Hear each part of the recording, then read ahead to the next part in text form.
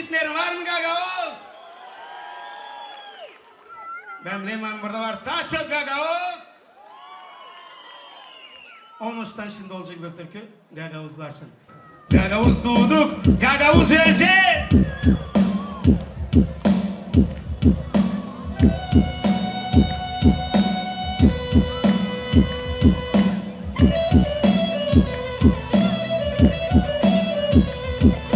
Hadi bakalım.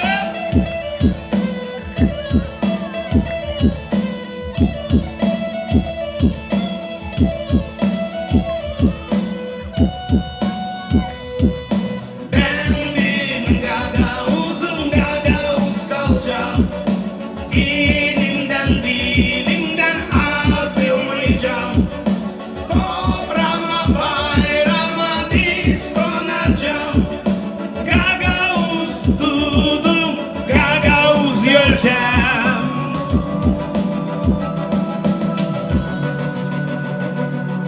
Nereye gitsem Gagavuz olacağım.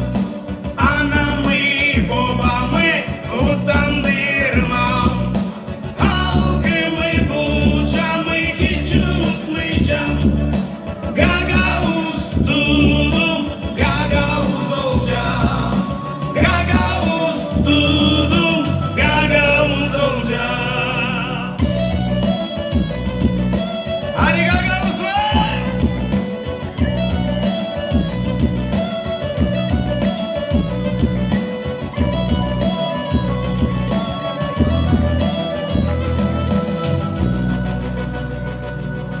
Dedeler Gagavuz, biz gideriz sus. Çalışır Gagavuz, gece gündüz. Ne kadar yaşayacağım, Gagavuz olacağım. Gagavuz dudum, Gagavuz kalacağım. Dedeler bize örnek, dostlara koymayın tek. Şarapta zerfinir, tatlı uzun ömür.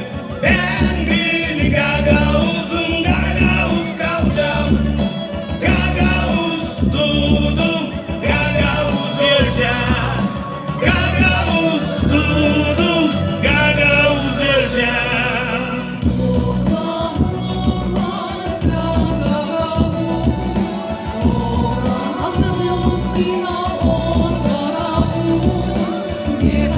Gagavuzlar Şenol.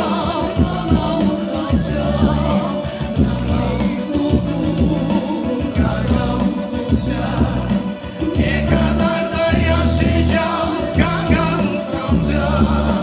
Gagavuz dudum, Gagavuz. Ama şimdi hepsimiz ben bir Gagavuz'um, Gagavuz kalacağım. Dilimden dilimden atılmayacağım.